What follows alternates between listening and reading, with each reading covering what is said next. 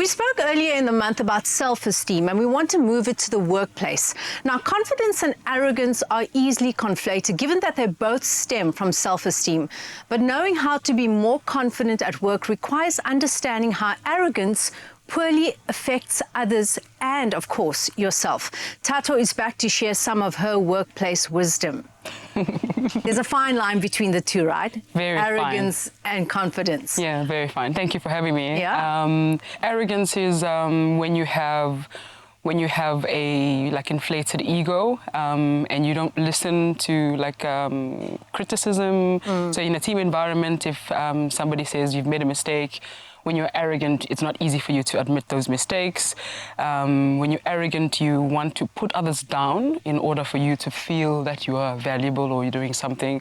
So, and then confidence is the opposite. Confidence is you building up skills so that you are confident. So it's basically willingness to try new things, new attitudes, new ways of working, new ways of doing things. So when you are confident, you are always open to learning and open to other people influencing and investing in your learning. So you're not closed-minded and you're not arrogant. Yes, you're open to the feedback. Yes. So I love what you say, but all of this stems from awareness, right? Yeah. We've got to have some semblance of awareness to know that our egos are really huge. So in terms of your experience and employees that you've worked with, how do you deal with working with someone that is arrogant and doesn't know that their ego is impacting their arrogance?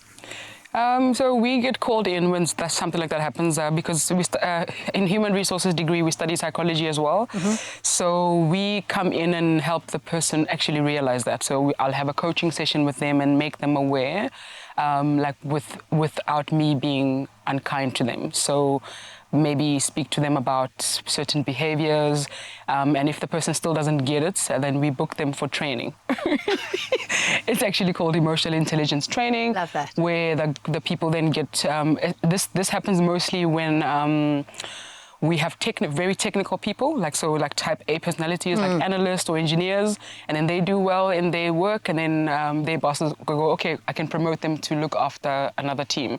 And then that's when the wheels fall off. Because technical people are used to just giving outputs from themselves. They're not really, sometimes they're not really good at delegating, so to work through other people. Yes. So we found that with emotional intelligence training, we actually drop those walls, because technical people, they want to win everything, so they're highly competitive, so they don't understand that they can actually work through their people. Yes, that is so interesting, because emotional intelligence, if ever it's become important with the advent of AI, it's right now, right, that we have emotional intelligence and that we continue expanding that. Yeah. So I'd love to ask you, how does one cultivate confidence in the workplace? So say, for example, you're not confident at all. How do you cultivate that confidence? So you can basically keep abreast of what your technical capabilities are in your space, so learning new skills.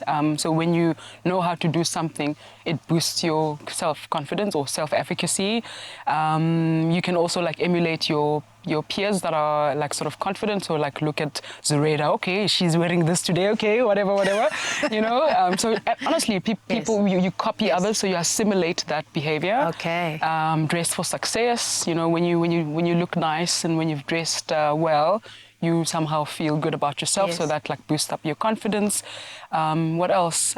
Just teach yourself to stay away from negative thinking or negative ideologies or gossip, whatever. So work on your mindset. So working on mindset sort of removes you from not feeling confident or getting to the arrogant part, because mindset then teaches you a lot about yourself. Yes. Yeah. So I see that's a big thing on social media at the moment. It's kind of like figure out who it is that you want to be. Walk like her, talk like her, dress like her or him, or whatever you choose to call yourself. Yes. And be that person until you are that person. Yeah. So you believe in that too? Yes. Okay. It's kind of like the positive of fake it till you make it.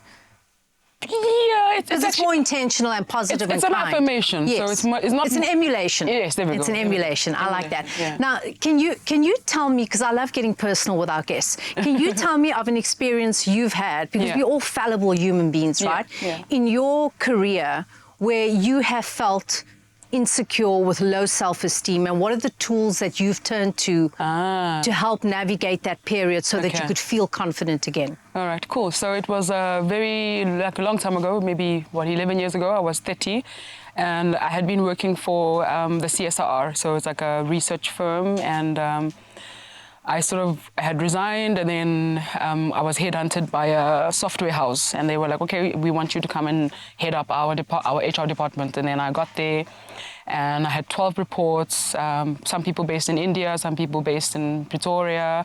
The office was based in Houghton, Joburg, some people based in Cape Town, and the team had been working together for 5 years, and then here I am. And they're like, okay, you manage it. I'm like, what? So I was like over my head. I didn't know how to do that. So I hired a life coach. And then she helped me navigate. And it's so powerful because the tools that she gave me were so invaluable. I mean, I couldn't have read that from a book. Yeah. She was like, no, do this, do that, and it worked.